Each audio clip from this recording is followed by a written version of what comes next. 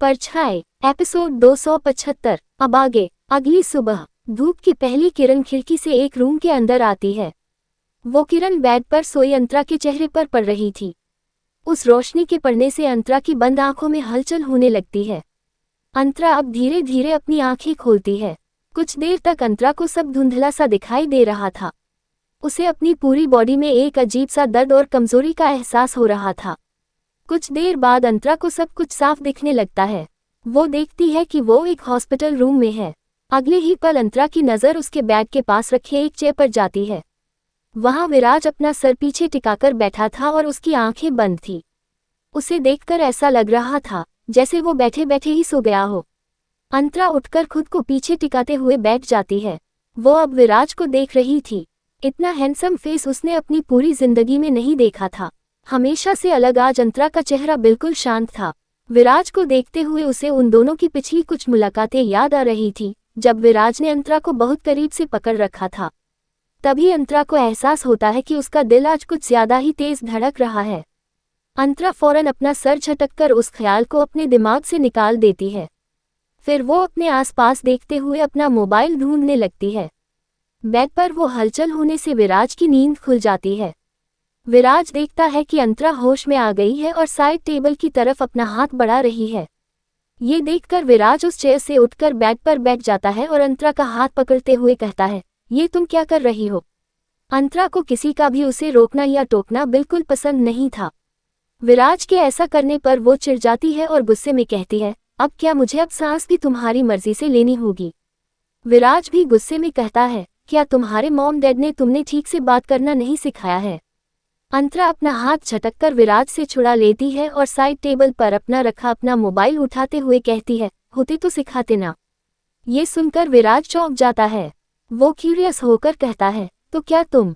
अंतरा विराज की बात बीच में काटते हुए कहती है, क्या तुम मेरे पास अपने बेटे का रिश्ता लेकर आए हो? विराज कंफ्यूज होकर ना में अपना सर हिलाता है। अंतरा आगे कहती है, तो मेरी फैमिली के बारे में इतना क्यों जानना चाहते हो? विराज अंतरा की इस बात को इग्नोर कर देता है। विराज उससे कहता है, तुमने ऐसा क्यों किया? अंतरा कहती है, मैंने क्या किया? विराज कहता है, तुम्हें पता था कि वो तुम्हारे कवच को तोड़ने के लिए तुम्हारी जान ले रहा था। उसके बाद भी तुमने लास्ट तक गिव अप नहीं किया। अगर और थोड़ी देर हो जाती तो तुम्हारी जान जा सकती थी। अंतरा बेपरवाह होकर कहती है, हाँ तो? विराज अपनी बात पर जोर देकर कहता है, तुम मर सकती थी। अंतरा कहती है, मुझे मौत का डर नहीं है। ये सुनकर विराज की आंखें अंतरा पर रुक जाती है। वो कल अंतरा के लिए बहुत घबरा गया था। विराज को ये बात बिल्कुल मंजूर नहीं थी कि उसकी वजह से किसी की जान चली जाए, खासकर एक लड़की की। अंतरा को सही सलामत देखकर विराज थोड़ा शांत हो जाता है और अपनी चेयर पर आकर बैठ जाता है। विराज फिर से अपना सर पीछे की तरफ टिककर अपनी आंखें बंद कर लेता है। अब तक विराज अंतरा के लिए परेशान था, इसलिए और कुछ सोच नहीं पा रहा था। लेकिन अंतरा को ठीक देखकर अब विराज के दिमाग में उस आदमी की कही सारी बातें चल रही थी। विराज उस आदमी की कही एक एक बात ध्यान से याद कर रहा था। वो सब याद करते हुए विराज का चेहरा बिल्कुल शांत था और तभी अचानक से उसकी आंखें खुल जाती है। विराज की नज़र फौरन अंतरा पर जाती है। अंतरा भी सीरियस होकर उसे ही देख रही थी। अंतरा हैरानी के साथ कहती है, क्या उस आदमी ने ऐसा कहा था कि उसे अपना मकसद पूरा करने का बेहतर जरिया मिल गया है? और वो जरिया तुम्हारी बह? विराज अंतरा की बात पूरी करते हुए कहता है, मेरी बहन है। ये कहते हुए विराज का चेहरा बिल्कुल शांत था, लेकिन उसके मन में उथल पुथल हो रही थी। उसका दिल जोरों से धड़क रहा था। विराज को फिर से पंडित जी की बात याद आ रही थी कि युवराज की कुंडली में 2 संतानों का योग है और उसकी बहन उससे 5 साल छोटी होनी चाहिए। अंतरा विराज से कहती है, क्या तुम्हारी कोई बहन है? विराज बिना कुछ कहे फौरन उस रूम से बाहर चला जाता है। वहां से बाहर निकलकर विराज किसी को कॉल करता है। सामने से कॉल आंसर होते ही विराज कहता है, रॉबिन अंकल। श्रेया कहाँ है? फोन से रॉबिन की आवाज सुनाई देती है, विराज बाबा।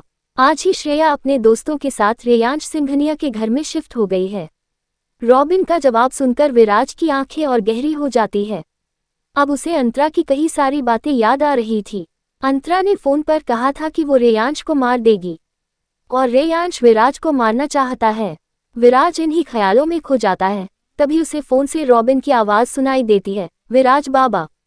रॉबिन की आवाज सुनकर विराज होश में आता है और कहता है, रॉबिन अंकल, मेरी बात ध्यान से सुनिए। ये कहकर विराज रॉबिन को कुछ काम समझाने लगता है। कुछ देर बाद विराज कॉल कट करके अंतरा के रूम की तरफ बढ़ जाता है।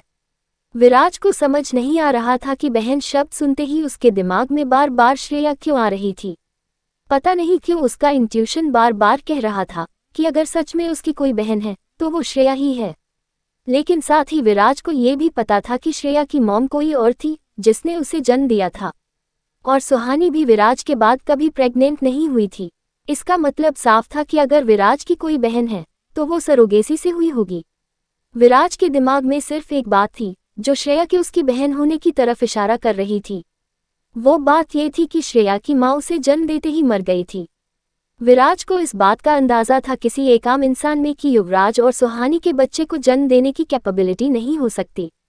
ये श्रेया की मां की मौत की वजह बन सकती थी, लेकिन ये सिर्फ एक थ्योरी थी जो विराज के दिमाग में चल रही थी।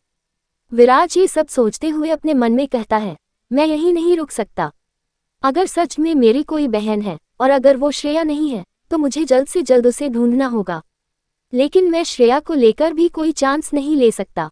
विराज अंतरा के रूम के अंदर जाकर उसके सामने खड़ा हो जाता है। अंतरा विराज को देखकर कहती है, क्या हुआ? विराज कहता है, आज रात हम वापस शिमला जा रहे हैं। ये कहकर विराज वहां से चला जाता है और अंतरा हैरानी से वहां बस देखती रह जाती है। दूसरी तरफ रेयांश के घर के एक कमरे में श्रेया और सृष्टि आपस में कुछ बातें कर रही थी। श्रेया बहुत धीमी आवाज में सृष्टि से कहती है, हम इतना धीरे क्यों बात कर रहे हैं? यहाँ तो कोई भी नहीं है।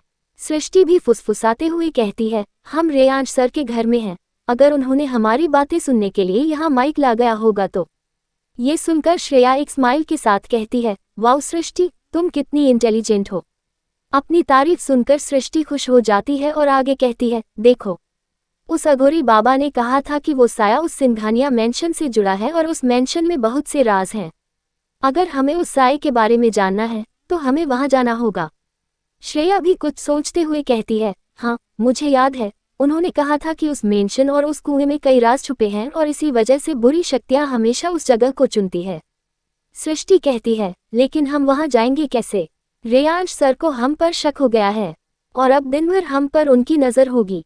सृष्टि परेशान होकर आगे कहती है, हमारा वहां जाना बहुत जरूरी है। हमें किसी भी तरह से ये पता करना ही होगा कि वो साया किसकी आत्मा है और उसका ऐसा क्या मकसद था जिसे वो 1000 साल बाद भी नहीं भूल पाया है। श्रेया अपना सर खुजाते हुए कहती है, हाँ ये बात तो है। मुझे ही देखो, आज मुझे शैम्पू करना था और मैं भूल गई। लेकिन वो 1000 सालों से अपना मकसद नहीं भूला। ये सुनकर सृष्टि उसे घूरकर देखती है। श्रेया सीरियस होकर कहती है, तो ठीक है रेयांश सर, हम पर दिन में नजर रखते हैं ना, तो हम रात को सिंघनिया मेंशन जाएंगे। सृष्टि कहती है, ये पॉसिबल नहीं है। रात को यहाँ की सिक्योरिटी बहुत टाइट होती है। अगर मैं सिक्योरिटी को संभाल भी लूँ तो भी यहाँ हर जगह कैमरा और सिक्योरिटी अलार्म लगा है। हम यहाँ से नहीं निकल पाएंगे। ये सुनकर श्रेया सोच में पड़ जाती है। इस वक्त वो बहुत सीरियस लग रही थी। कुछ देर बाद श्रेया के चेहरे पर स्माइल आ जाती है और वो सृष्टि से कहती है, अगर कोई यहाँ के सिस्टम को हैक कर ले तो?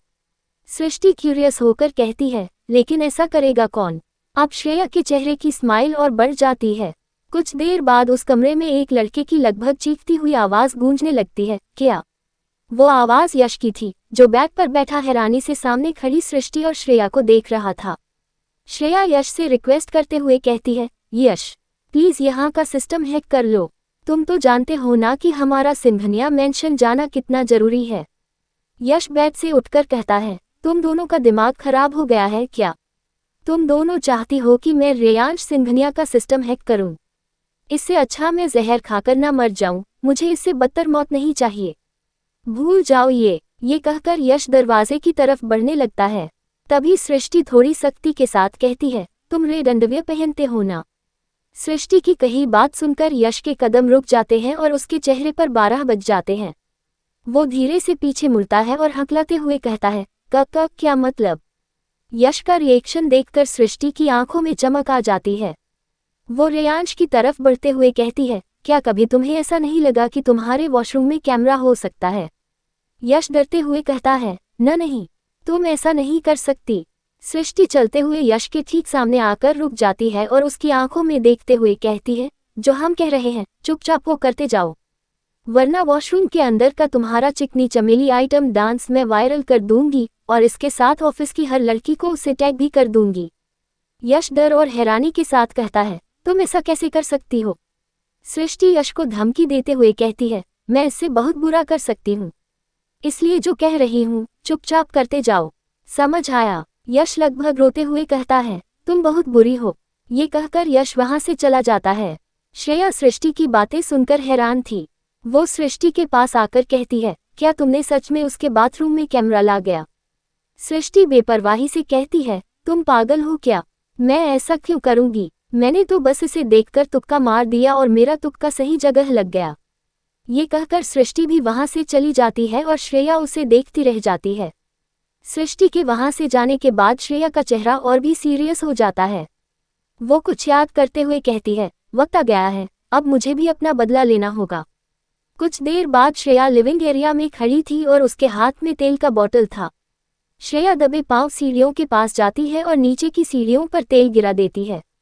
तभी उसे किसी के कदमों की आहट सुनाई देती है। उस आहट को सुनकर श्रेया अलर्ट हो जाती है और भागते हुए एक पिलर के पीछे जाकर छुप जाती है। पिलर के पीछे से श्रेया देखती है कि रेयांश तेजी से सीढ़ियों से नीचे उतर रहा था।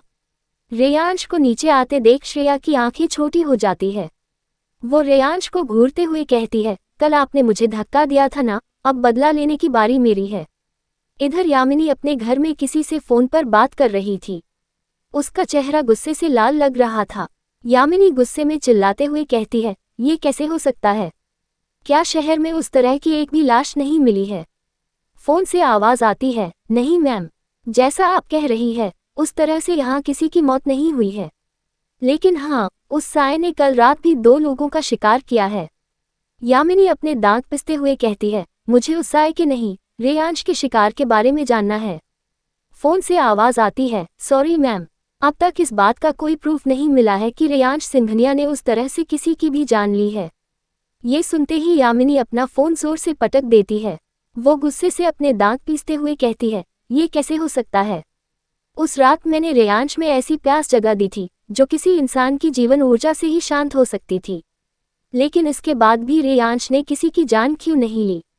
वो खुद को इतना कंट्रोल कैसे कर सकता है? ये इम्पॉसिबल है। कुछ देर सोचने के बाद यामिनी कहती है, अब मेरे पास बस एक ही रास्ता बच गया है। मैं रेयांश को उस शिकार का आदी बनाकर ही रहूंगी जिससे वो बचना चाहता है। अगर उसने अपनी मां की तरह युवराज के बेटे का साथ दे दिया तो हमारे लिए मुसीबत बढ़ सकती है। इससे पहले की बात आगे बढ़े, मैं विराज और रेयांश को एक दूसरे के सामने खड़े कर दूंगी। फिर इनमें से कोई भी दूसरे को मारे, हमारे रास्ते से एक कांटा तो हट ही जाएगा। आगे की स्टोरी के लिए कमेंट कीजिए।